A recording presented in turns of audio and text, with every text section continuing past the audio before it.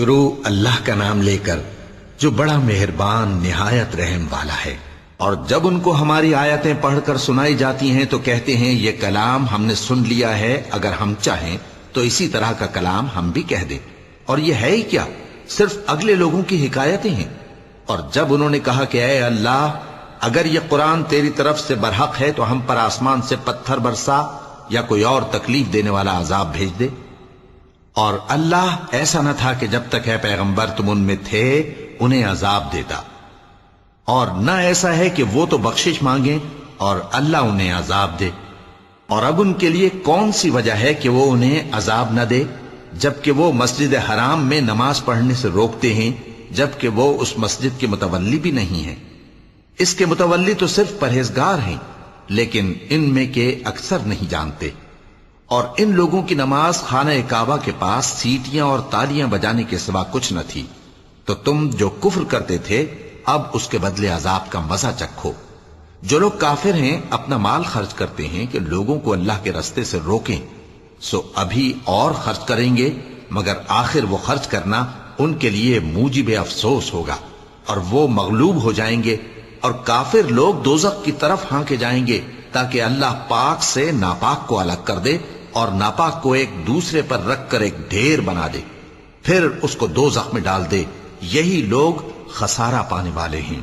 اے پیغمبر، کفار سے کہہ دو کہ اگر وہ اپنے افعال سے باز آ جائیں تو جو ہو چکا وہ انہیں معاف کر دیا جائے گا، اور اگر پھر وہی حرکات کرنے لگیں گے تو اگلے لوگوں کا جو طریقہ جاری ہو چکا ہے وہی ان کے حق میں بھی برتا جائے گا۔ اور ان لوگوں سے لڑتے رہو یہاں تک کہ فتنہ یعنی کفر کا فساد باقی نہ رہے، اور دین سب اللہ ہی کا ہو جائے۔ اور اگر وہ باز آ جائیں تو اللہ ان کے کاموں کو دیکھ رہا ہے، اور اگر روگردانی کریں تو جان رکھو کہ اللہ تمہارا حمایتی ہے، اور وہ خوب حمایتی اور خوب مددگار ہے۔ اور جان رکھو کہ جو مال غنیمت تم کفار سے حاصل کرو اس میں سے 5واں حصہ اللہ کا اور اس کے رسول کا، اور اہل قرابت اور یتیموں کا اور محتاجوں کا اور مسافروں کا ہے۔ اگر تم اللہ پر اور اس نصرت پر ایمان رکھتے ہو جو حق و باطل میں فرق کرنے کے دن یعنی جنگ بدر میں جس دن دونوں فوجوں میں مٹ بھیڑ ہو گئی تھی، ہم نے اپنے محبوب بندے محمد صلی اللہ علیہ وآلہ وسلم پر نازل فرمائی، اور اللہ ہر چیز پر قادر ہے۔ جس وقت تم مدینے سے قریب کے ناکے پر تھے اور کافر دور کے ناکے پر، اور قافلہ تم سے نیچے اتر گیا تھا، اور اگر تم جنگ کے لیے آپس میں قرارداد کر لیتے تو وقت معین پر جمع ہونے میں تقدیم و تاخیر ہو جاتی، لیکن اللہ کو منظور تھا کہ جو کام ہو کر رہنے والا تھا اسے کر ہی ڈالے، تاکہ جو مرے بصیرت پر یعنی یقین جان کر مرے، اور جو جیتا رہے وہ بھی بصیرت پر یعنی حق پہچان کر جیتا رہے۔ اور کچھ شک نہیں کہ اللہ سنتا ہے، جانتا ہے۔ اس وقت اللہ نے تمہیں خواب میں کافروں کو تھوڑی تعداد میں دکھایا تھا، اور اگر بہت کر کے دکھاتا تو تم لوگ جی چھوڑ دیتے، اور جو کام درپیش تھا اس میں جھگڑنے لگتے، لیکن اللہ نے تمہیں اس سے بچا لیا، بے شک وہ سینوں کی باتوں تک سے واقف ہے۔ اور اس وقت جب تم ایک دوسرے کے مقابل ہوئے تو کافروں کو تمہاری نظروں میں تھوڑا کر کے دکھاتا تھا، اور تم کو ان کی نگاہوں میں تھوڑا کر کے دکھاتا تھا، تاکہ اللہ کو جو کام کرنا منظور تھا اسے کر ڈالے۔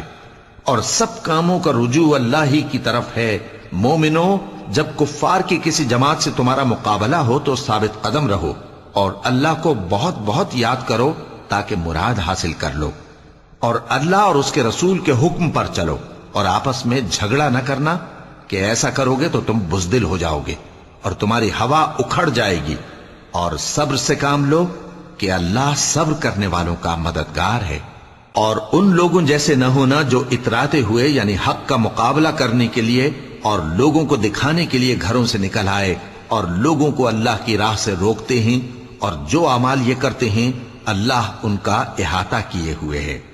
اور جب شیطان نے ان کے اعمال ان کو آراستہ کر دکھائے اور کہا کہ آج کے دن لوگوں میں سے کوئی تم پر غالب نہ ہوگا اور میں تمہارا رفیق ہوں، لیکن جب دونوں فوجیں ایک دوسرے کے مقابل صف آرا ہوئیں تو پسپا ہو کر چل دیا، اور کہنے لگا کہ مجھے تم سے کوئی واسطہ نہیں، میں تو ایسی چیزیں دیکھ رہا ہوں جو تم نہیں دیکھ سکتے۔ مجھے تو اللہ سے ڈر لگتا ہے، اور اللہ سخت عذاب کرنے والا ہے۔ اس وقت منافق اور کافر جن کے دلوں میں بیماری تھی کہتے تھے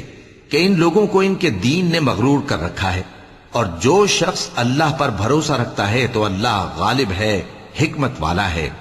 اور کاش تم اس وقت کی کیفیت دیکھو جب فرشتے کافروں کی جانیں نکالتے ہیں کہ ان کے چہروں اور پیٹھوں پر مارتے جاتے ہیں اور کہتے ہیں اب آگ کے عذاب کا مزہ چکھو، یہ ان اعمال کی سزا ہے جو تمہارے ہاتھوں نے آگے بھیجے ہیں۔ اور یہ جان رکھو کہ اللہ بندوں پر ظلم نہیں کرتا، جیسا حال فرعونیوں اور ان سے پہلے لوگوں کا ہوا تھا ویسا ہی ان کا ہوا کہ انہوں نے اللہ کی آیتوں سے کفر کیا تو اللہ نے ان کے گناہوں کی سزا میں ان کو پکڑ لیا۔ بے شک اللہ زبردست ہے، سخت عذاب دینے والا ہے۔ یہ اس لیے کہ جو نعمت اللہ کسی قوم کو دیا کرتا ہے جب تک وہ خود اپنے دلوں کی حالت نہ بدل ڈالیں اللہ اسے نہیں بدلا کرتا، اور اس لیے کہ اللہ سنتا جانتا ہے۔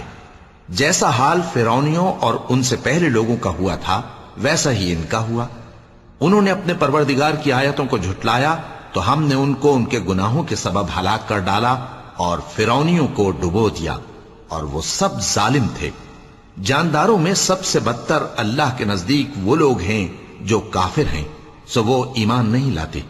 جن لوگوں سے تم نے صلح کا عہد کیا ہے پھر وہ ہر بار اپنے عہد کو توڑ ڈالتے ہیں اور اللہ سے نہیں ڈرتے، اگر تم ان کو لڑائی میں پاؤ تو انہیں ایسی سزا دو کہ جو لوگ ان کے پس پشت ہوں وہ ان کو دیکھ کر بھاگ جائیں، عجب نہیں کہ ان کو اس سے عبرت ہو۔ اور اگر تم کو کسی قوم سے دغابازی کا خوف ہو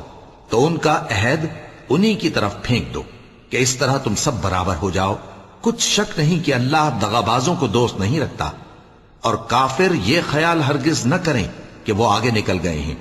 وہ ہمیں عاجز نہیں کر سکتے۔ اور جہاں تک ہو سکے فوج کی جمعیت کے زور سے اور گھوڑوں کے تیار رکھنے سے ان کے مقابلے کے لیے مستعد رہو کہ اس سے اللہ کے دشمنوں اور تمہارے دشمنوں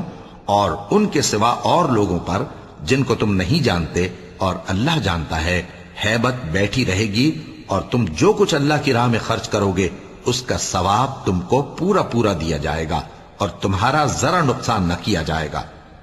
اور اگر یہ لوگ صلح کی طرف مائل ہوں تو تم بھی اس کی طرف مائل ہو جاؤ، اور اللہ پر بھروسہ رکھو، کچھ شک نہیں کہ وہ سب کچھ سنتا ہے جانتا ہے۔ اور اگر یہ چاہیں کہ تم کو فریب دیں تو اللہ تمہیں کفایت کرے گا، وہی تو ہے جس نے تم کو اپنی مدد سے اور مسلمانوں کی جمعیت سے تقویت بخشی اور ان کے دلوں میں الفت پیدا کر دی، اور اگر تم دنیا بھر کی دولت خرچ کرتے تب بھی ان کے دلوں میں الفت پیدا نہ کر سکتے، مگر اللہ ہی نے ان میں الفت ڈال دی، بے شک وہ زبردست ہے، حکمت والا ہے۔ اے نبی، اللہ تم کو اور مومنوں کو جو تمہارے پیرو ہیں کافی ہے۔ اے نبی، مسلمانوں کو جہاد کی ترغیب دو، اگر تم میں 20 آدمی ثابت قدم رہنے والے ہوں گے تو 200 کافروں پر غالب رہیں گے، اور اگر 100 ایسے ہوں گے تو 1000 پر غالب رہیں گے، اس لیے کہ کافر ایسے لوگ ہیں کہ کچھ بھی سمجھ نہیں رکھتے۔ اب اللہ نے تم پر سے بوجھ ہلکا کر دیا اور معلوم کر لیا کہ ابھی تم میں کسی قدر کمزوری ہے، پس اگر تم میں 100 ثابت قدم رہنے والے ہوں گے تو وہ 200 پر غالب رہیں گے، اور اگر 1000 ہوں گے تو اللہ کے حکم سے 2000 پر غالب رہیں گے، اور اللہ ثابت قدم رہنے والوں کا مددگار ہے۔ پیغمبر کو شایع نہیں کہ اس کے قبضے میں قیدی رہیں جب تک کافروں کو قتل کر کے زمین میں کثرت سے خون نہ بہا دے۔ تم لوگ دنیا کے مال کے طالب ہو اور اللہ آخرت کی بھلائی چاہتا ہے، اور اللہ غالب ہے، حکمت والا ہے۔ اگر اللہ کا حکم پہلے نہ ہو چکا ہوتا تو جو فدیہ تم نے لیا ہے اس کے بدلے تم پر بڑا عذاب نازل ہوتا۔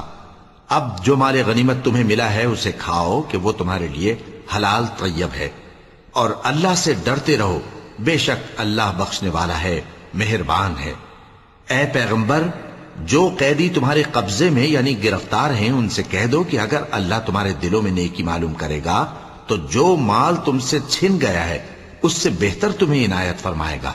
اور تمہارے گناہ بھی معاف کر دے گا، اور اللہ بخشنے والا ہے، مہربان ہے۔ اور اگر یہ لوگ تم سے دغا کرنا چاہیں گے تو یہ پہلے ہی اللہ سے دغا کر چکے ہیں،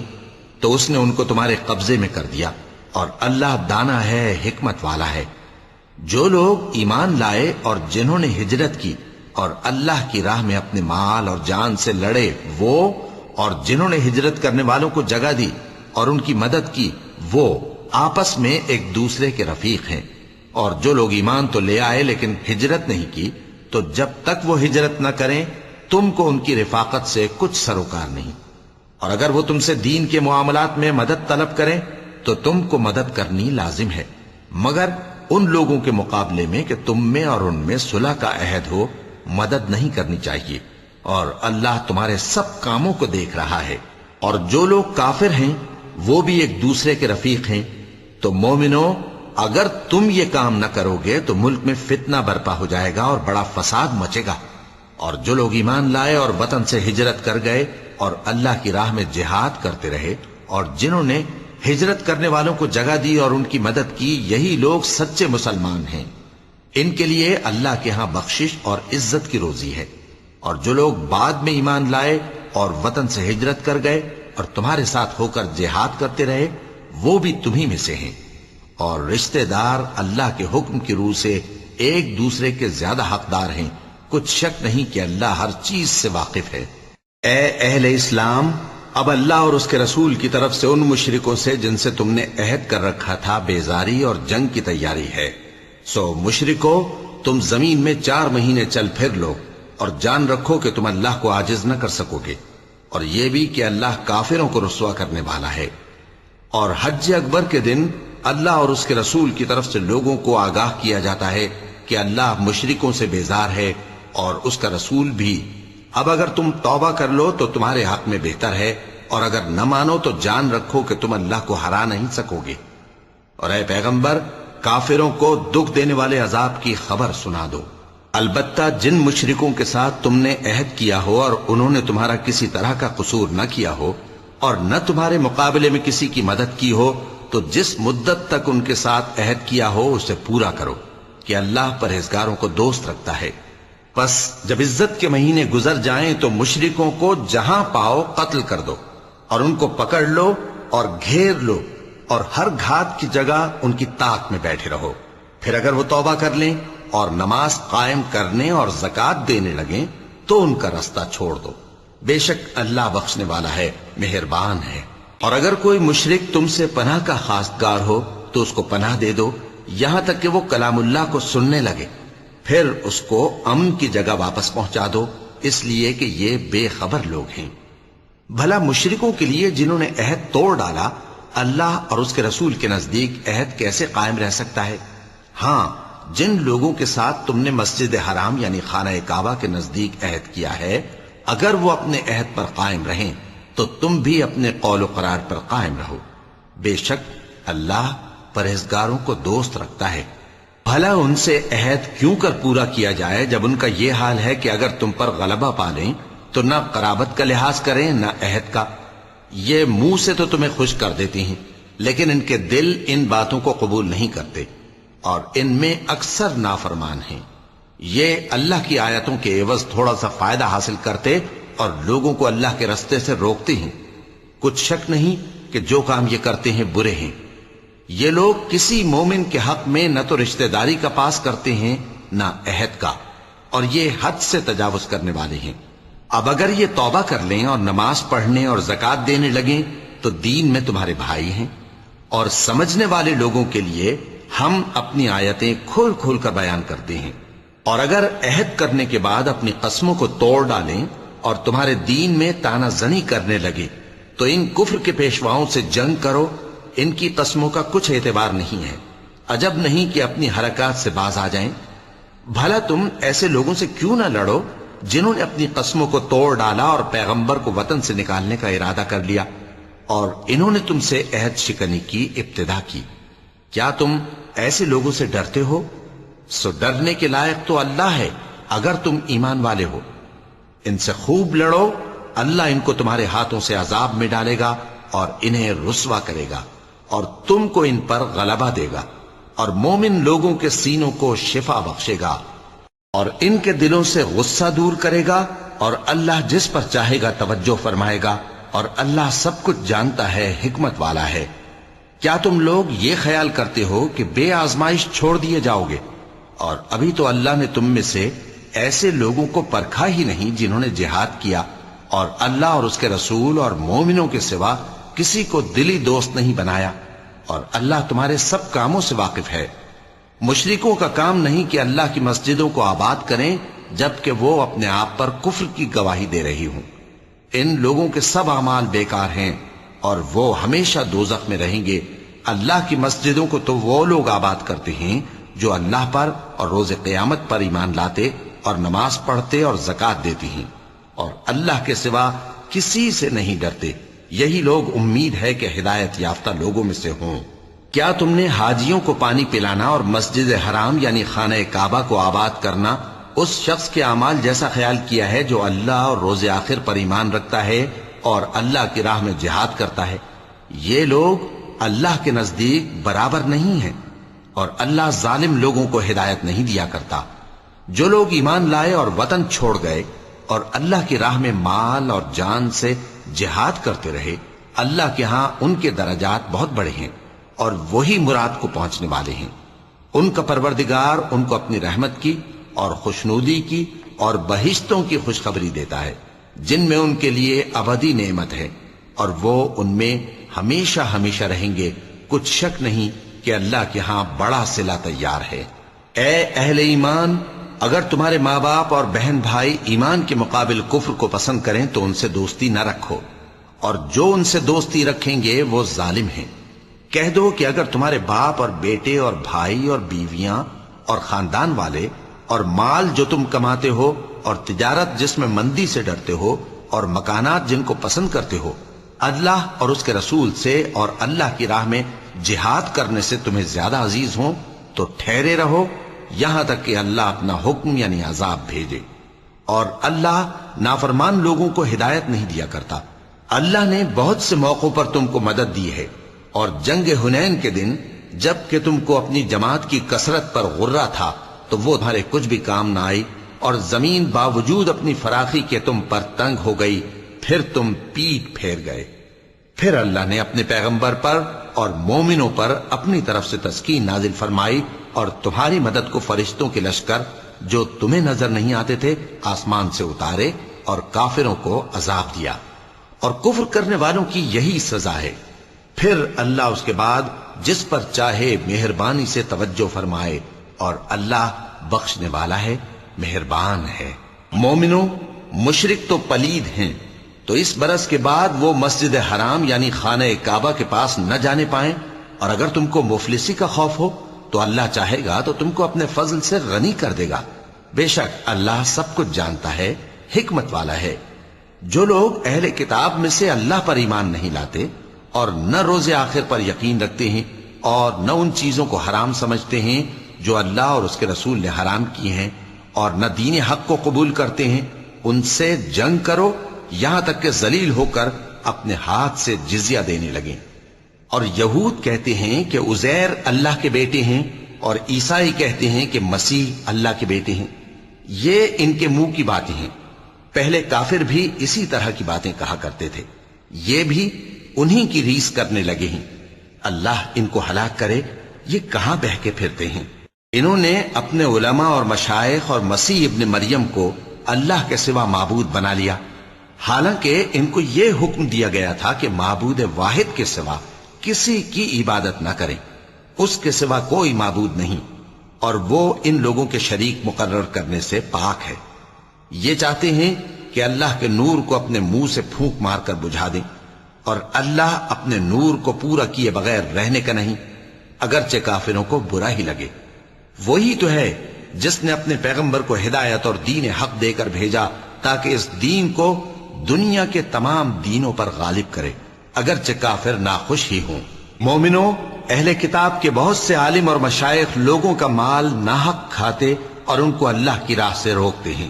اور جو لوگ سونا اور چاندی جمع کرتے ہیں اور اس کو اللہ کے راستے میں خرچ نہیں کرتے، ان کو اس دن کے عذاب علیم کی خبر سنا دو،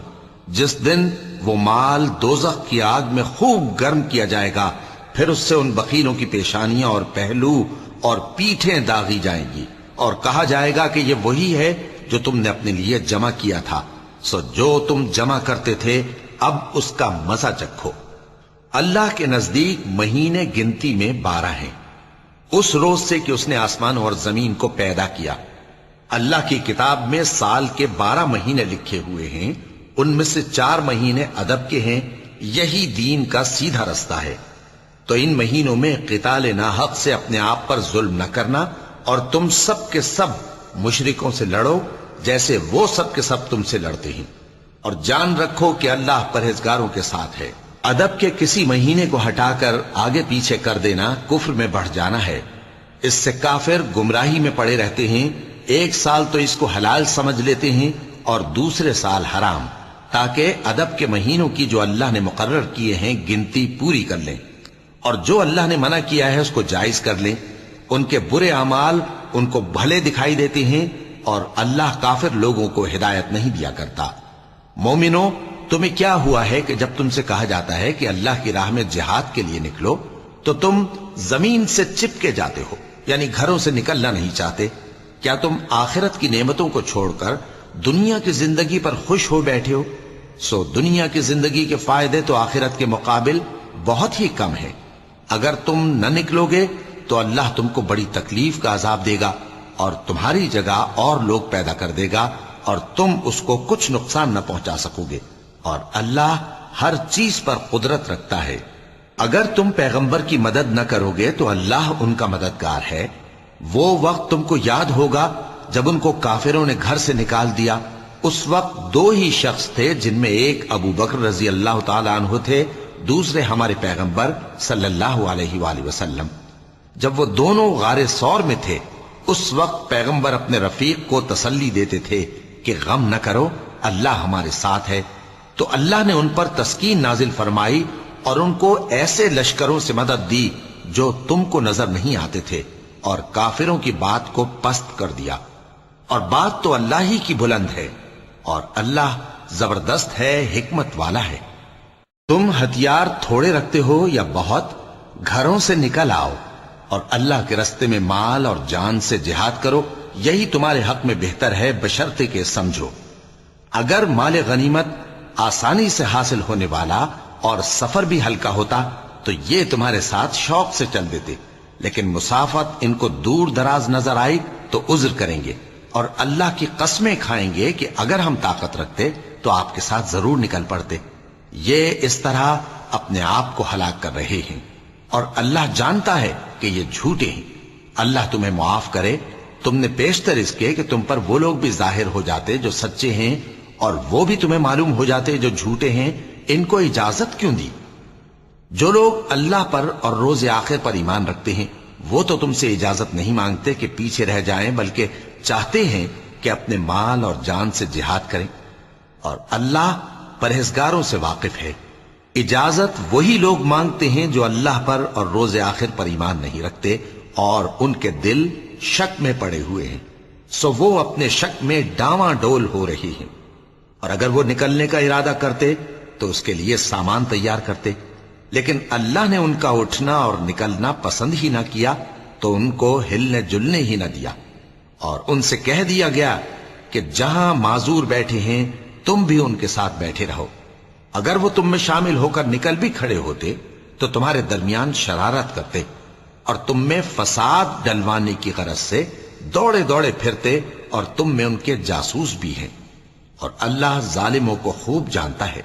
یہ پہلے بھی طالب فساد رہے ہیں اور بہت سی باتوں میں تمہارے لیے الٹ پھیر کرتے رہے ہیں، یہاں تک کہ حق آ پہنچا اور اللہ کا حکم غالب ہوا، اور وہ برا مانتے ہی رہ گئے۔ اور ان میں کوئی ایسا بھی ہے جو کہتا ہے کہ مجھے تو اجازت ہی دیجئے اور آفت میں نہ ڈالیے۔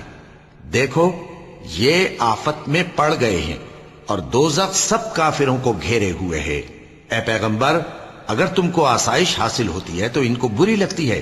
اور اگر تم پر کوئی مشکل آ پڑتی ہے تو کہتے ہیں کہ ہم نے اپنا کام پہلے ہی درست کر لیا تھا، اور خوشیاں مناتے لوٹ جاتے ہیں۔ کہہ دو کہ ہم کو کوئی مصیبت نہیں پہنچ سکتی بجز اس کے جو اللہ نے ہمارے لیے لکھ دی ہو، وہی ہمارا کارساز ہے، اور مومنوں کو تو اللہ ہی پر بھروسہ رکھنا چاہیے۔ کہہ دو کہ تم ہمارے حق میں 2 بھلائیوں میں سے ایک کے منتظر ہو، اور ہم تمہارے حق میں اس بات کے منتظر ہیں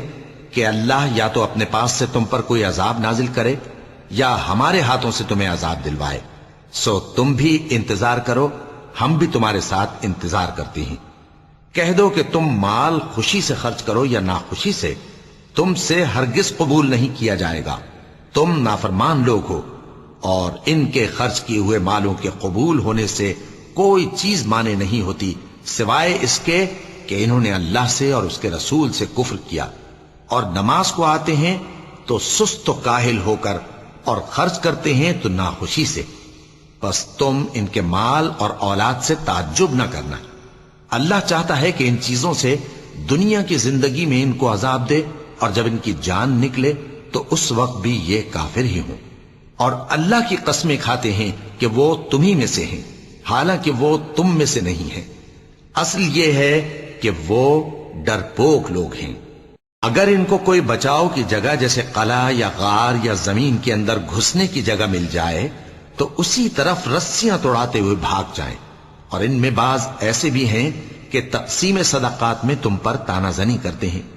اب اگر ان کو اس میں سے خاطر خواہ مل جائے تو خوش رہیں، اور اگر اس قدر نہ ملے تو جھٹ خفا ہو جائیں،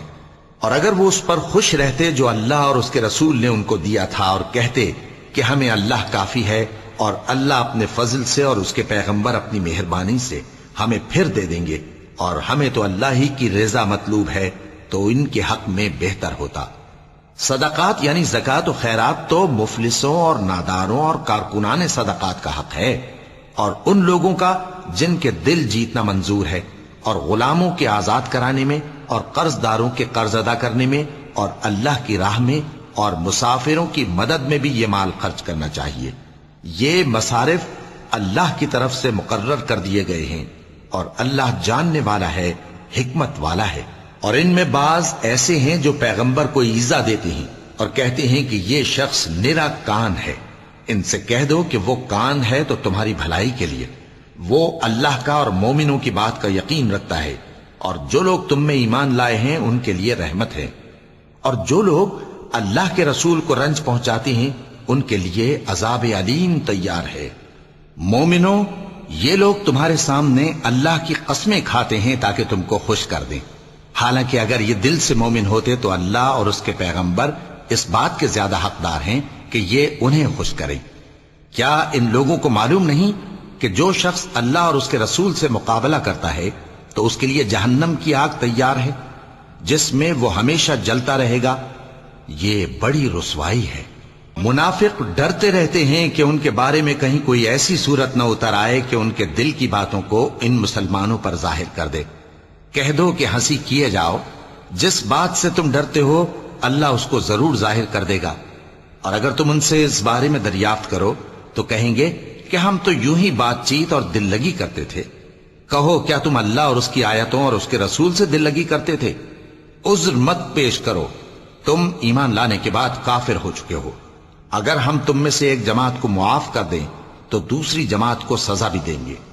کیونکہ وہ گناہ کرتے رہے ہیں۔ منافق مرد اور منافق عورتیں ایک دوسرے کے ہم جنس یعنی ایک ہی طرح کے ہیں کہ برا کام کرنے کو کہتے اور نیک کاموں سے منع کرتے اور خرچ کرنے سے ہاتھ بند کیے رہتے ہیں۔ انہوں نے اللہ کو بھلا دیا تو اللہ نے ان کو بھلا دیا، بے شک منافق نافرمان ہیں۔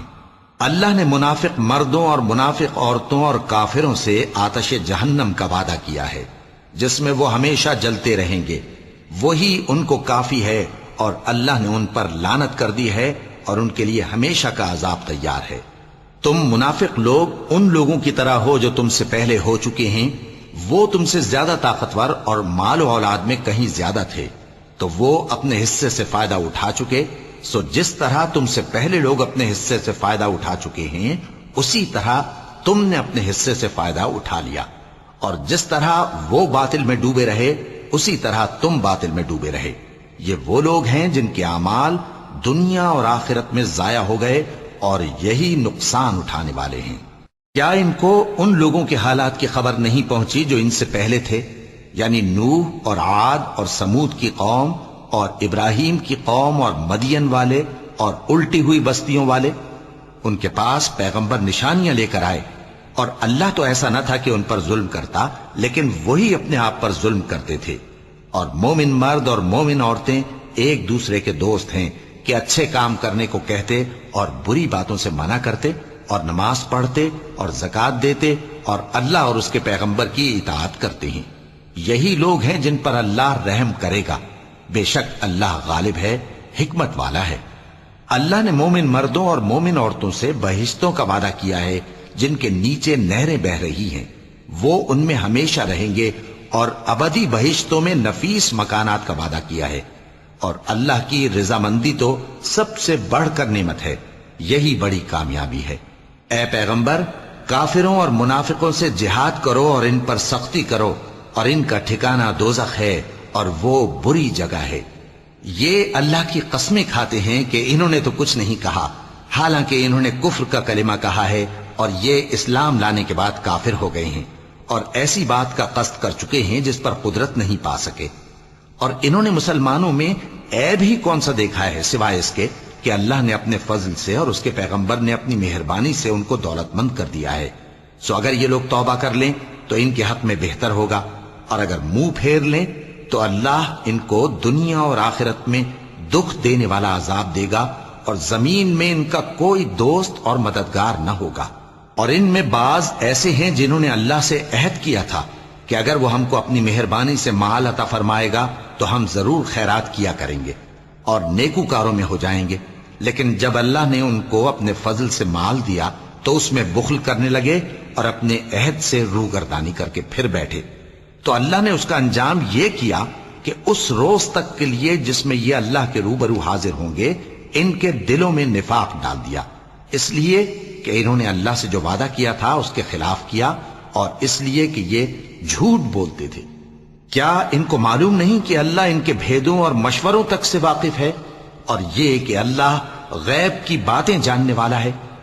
جو مسلمان دل کھول کر خیرات کرتے ہیں اور جو بیچارے غریب صرف اتنا ہی کما سکتے ہیں جتنی مزدوری کرتے اور تھوڑی سی کمائی میں سے بھی خرچ کرتے ہیں، ان پر جو منافق تان کرتے اور ہنستے ہیں، اللہ ان پر ہنستا ہے اور ان کے لیے تکلیف دینے والا عذاب تیار ہے۔ تم ان کے لیے بخشش مانگو یا نہ مانگو برابر ہے، اگر ان کے لیے 70 دفعہ بھی بخشش مانگو گے تو بھی اللہ ان کو نہیں بخشے گا، یہ اس لیے کہ انہوں نے اللہ اور اس کے رسول سے کفر کیا، اور اللہ نافرمان لوگوں کو ہدایت نہیں دیتا۔ جو لوگ غزوہ تبوک میں پیچھے رہ گئے وہ اللہ کے پیغمبر کی مرضی کے برخلاف بیٹھ رہنے سے خوش ہوئے، اور اس بات کو ناپسند کیا کہ اللہ کی راہ میں اپنے مال اور جان سے جہاد کریں، اور دوسروں سے بھی کہنے لگے کہ گرمی میں مت نکلنا۔ ان سے کہہ دو کہ دوزخ کی آگ اس سے کہیں زیادہ گرم ہے، کاش یہ اس بات کو سمجھتے۔ یہ دنیا میں تھوڑا سا ہنس لیں اور آخرت میں ان کو ان کے اعمال کے بدلے جو یہ کرتے رہے ہیں بہت سا رونا ہوگا۔ پھر اگر اللہ تم کو ان میں سے کسی گروہ کی طرف لے جائے اور وہ تم سے نکلنے کی اجازت طلب کریں تو کہہ دینا کہ تم میرے ساتھ ہرگز نہیں نکلو گے اور نہ میرے ساتھ مددگار ہو کر دشمن سے جنگ کرو گے۔ تم پہلی دفعہ بیٹھ رہنے سے خوش ہوئے تو اب بھی پیچھے رہنے والوں کے ساتھ بیٹھے رہو، اور اے پیغمبر، ان میں سے کوئی مر جائے تو کبھی اس کے جنازے پر نماز نہ پڑھنا اور نہ اس کی قبر پر جا کر کھڑے ہونا۔ یہ اللہ اور اس کے رسول کے ساتھ کفر کرتے رہے اور مرے بھی تو نافرمان ہی مرے۔ اور ان کے مال اور اولاد سے تعجب نہ کرنا، ان چیزوں سے اللہ یہ چاہتا ہے کہ ان کو دنیا میں عذاب کرے، اور جب ان کی جان نکلے تو اس وقت بھی یہ کافر ہی ہوں۔ اور جب کوئی صورت نازل ہوتی ہے کہ اللہ پر ایمان لاؤ اور اس کے رسول کے ساتھ ہو کر جہاد کرو، تو جو ان میں دولت مند ہیں وہ تم سے اجازت طلب کرتے ہیں اور کہتے ہیں کہ ہمیں تو رہنے ہی دیجئے کہ ہم بیٹھ رہنے والوں کے ساتھ ہو جائیں۔ یہ اس بات سے خوش ہیں کہ عورتوں کے ساتھ جو پیچھے رہ جاتی ہیں گھروں میں بیٹھ رہیں۔ ان کے دلوں پر مہر لگا دی گئی ہے، سو یہ سمجھتے ہی نہیں۔ لیکن پیغمبر اور جو لوگ ان کے ساتھ ایمان لائے سب اپنے مال اور جان سے لڑے، انہی لوگوں کے لیے بھلائیاں ہیں اور یہی مراد پانے والے ہیں۔ اللہ نے ان کے لیے باغات تیار کر رکھے ہیں جن کے نیچے نہریں بہ رہی ہیں، ہمیشہ ان میں رہیں گے، یہی بڑی کامیابی ہے۔ اور صحرا نشینوں میں سے بھی کچھ لوگ عذر کرتے ہوئے تمہارے پاس آئے کہ ان کو بھی اجازت دی جائے، اور جنہوں نے اللہ اور اس کے رسول سے جھوٹ بولا وہ گھر میں بیٹھ رہے۔ سو جو لوگ ان میں سے کافر ہوئے ہیں ان کو دکھ دینے والا عذاب پہنچے گا۔ نہ تو ضعیفوں پر کچھ گناہ ہے اور نہ بیماروں پر اور نہ ان پر جن کے پاس خرچ موجود نہیں کہ شریک جہاد ہوں، یعنی جب کہ اللہ اور اس کے رسول سے مخلص ہوں، نیکوکاروں پر کسی طرح کا الزام نہیں ہے، اور اللہ بخشنے والا ہے، مہربان ہے۔ اور نہ ان بے سر و سامان لوگوں پر الزام ہے کہ جو تمہارے پاس آئے کہ ان کو سواری دو، اور تم نے کہا کہ میرے پاس کوئی ایسی چیز نہیں جس پر تم کو سوار کروں، تو وہ لوٹ گئے، اور اس غم سے کہ ان کے پاس خرچ موجود نہ تھا ان کی آنکھوں سے آنسو بہ رہے تھے۔ الزام تو ان لوگوں پر ہے جو دولت مند ہیں اور پھر تم سے اجازت طلب کرتے ہیں، یعنی اس بات سے خوش ہیں کہ عورتوں کے ساتھ جو پیچھے رہ جاتی ہیں گھروں میں بیٹھ رہے ہیں۔ اللہ نے ان کے دلوں پر مہر کر دی ہے، پس وہ سمجھتے ہی نہیں۔ جب تم ان کے پاس واپس جاؤ گے تو تم سے عذر کریں گے، تم کہنا کہ عذر مت کرو، ہم ہرگز تمہاری بات نہیں مانیں گے۔ اللہ نے ہم کو تمہارے سب حالات بتا دیے ہیں، اور ابھی اللہ اور اس کا رسول تمہارے عمل کو دیکھیں گے، پھر تم غائب و حاضر کے جاننے والے کی طرف لوٹائے جاؤ گے، تو جو عمل تم کرتے رہے ہو وہ سب تمہیں بتائے گا۔ صدق اللہ العظیم۔